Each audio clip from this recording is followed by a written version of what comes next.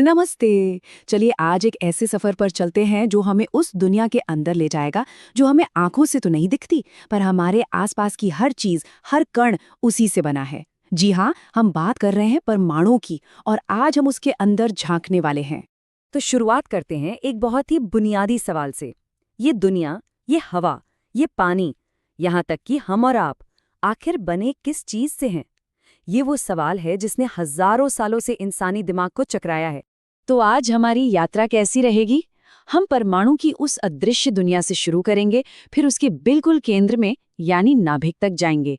हम ये भी समझेंगे कि हर परमाणु की अपनी एक अलग पहचान कैसे होती है, इलेक्ट्रॉन उसके बर्ताव को कैसे कंट्रोल करते हैं, और आखिर में हम परमाणु के अलग-अलग रूपों को भी देखेंगे।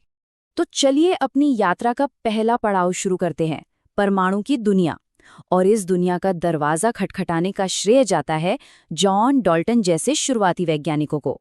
डाल्टन का ये सिद्धांत, अब सोचिए उस समय के लिए कितना क्रांतिकारी रहा होगा। उन्होंने कहा कि हर चीज छोटे छोटे कणों से बनी है जिन्हें परमाणु कहते हैं, और इन्हें और ज्यादा तोड़ा नहीं जा सकता। ये एक जबरदस्त शुरुआत थी, पर जैसा कि हम आगे देखेंगे, कहानी में अभी और भी कई परतें खुलनी बाकी थीं। तो सवाल ये उठता है कि अगर परमाणु को तोड़ा जा सकता है तो फिर उसके अंदर है क्या?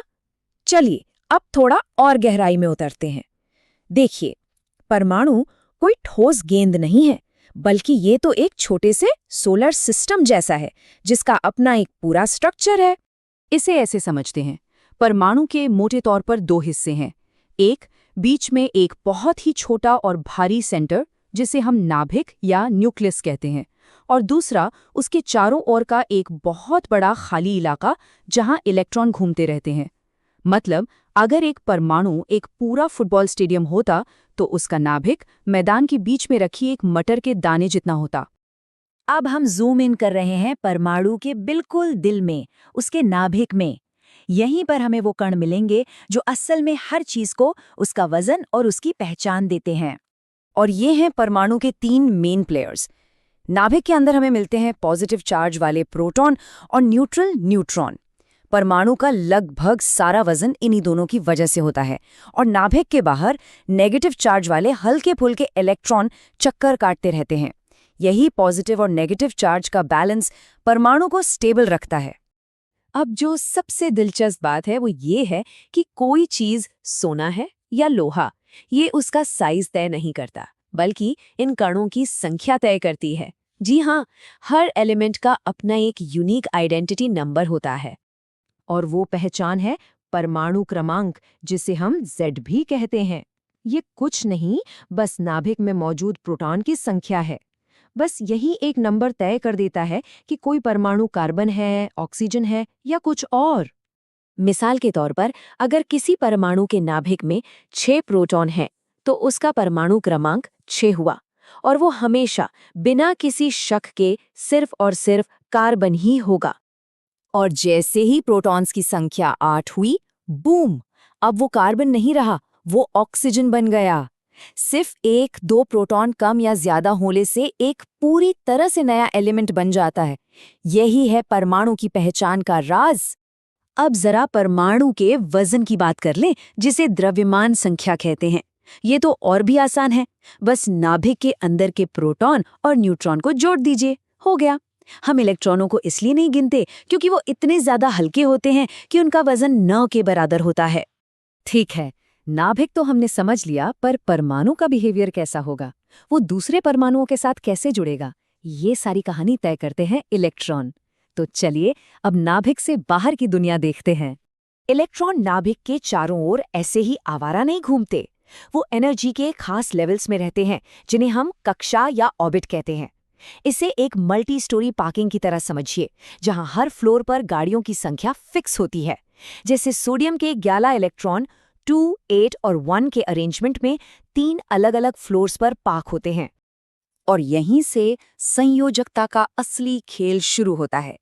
देखिए, हर परमाणु अपनी सबसे बाहरी कक्षा को या तो पूरा भरना चाहता है या पूरा खाली करना चाहता है, ताकि वो स्टेबल हो सके। अब सोडियम की सबसे बाहरी कक्षा में सिर्फ 1 इलेक्ट्रॉन है, तो उसके लिए 7 इलेक्ट्रॉन लेना मुश्किल है, पर 1 दे देना बहुत आसान है। बस यही एक इलेक्ट्रॉन देने की ताकत ही सोडियम की संयोजकता है। यही तय करता है कि वो दूसरे परमाणुओं से कैसे दोस्ती करेगा। अब हम अपने सफर के आखिरी पड़ाव पर आ गए हैं। क्या एक ही तत्व के परमाणु भी अलग-अलग हो सकते हैं? इसका जवाब है हाँ, बिल्कुल। जैसे एक ही परिवार में भाई बहन थोड़े अलग होते हैं, वैसे ही परमाणुओं के भी कुछ अलग-अलग रूप होते हैं। यहाँ दो मुख्य रूप हैं। एक तरफ है समस्थानिक यानी आइसोटोप्स।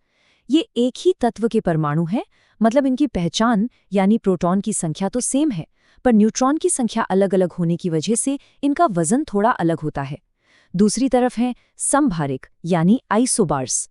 ये अलग-अलग तत्व हैं जिनकी पहचान भी अलग है, पर संयोग से इनका कुल वजन एक जैसा होता है। तो भाई ये सब जानने का फायदा क्या है? बहुत बड़ा फायदा है। परमाणुओं के इन्हीं अलग-अलग रूपों, खासकर समस्थानिकों को समझकर ही हम मेडिकल स्कैन कर पाते हैं और कैंसर का इलाज करते हैं। इसी ज्ञान के दम पर हम न्यूक्लियर एनर्जी बनाते हैं, ये समझते हैं कि तारे कैसे चमकते हैं और भविष्य के लिए नए-नए मटेरियल्स बनाते हैं। ये ज्ञान ही आज की टेक्नोलॉजी की रीढ़ की हड्डी है। और जाते-जाते मैं आपको एक सवाल के साथ छोड़ना चाहता हूँ। आज हम प्रोटॉन, न्यूट्रॉन और इलेक्ट्रॉन के बारे में जानते हैं, पर जरा सोचिए, क्या हो अगर कल कोई वैज्ञानिक एक बिल्कुल नया चौथा कण खोज निकाले? हमारी साइंस की किताबें कैसे बदल जाएंगी? इस ब्रह्मांड को लेकर हमारी पूरी समझ पर इसका क्या असर पड़ेगा? इस पर जरूर सोचिएगा।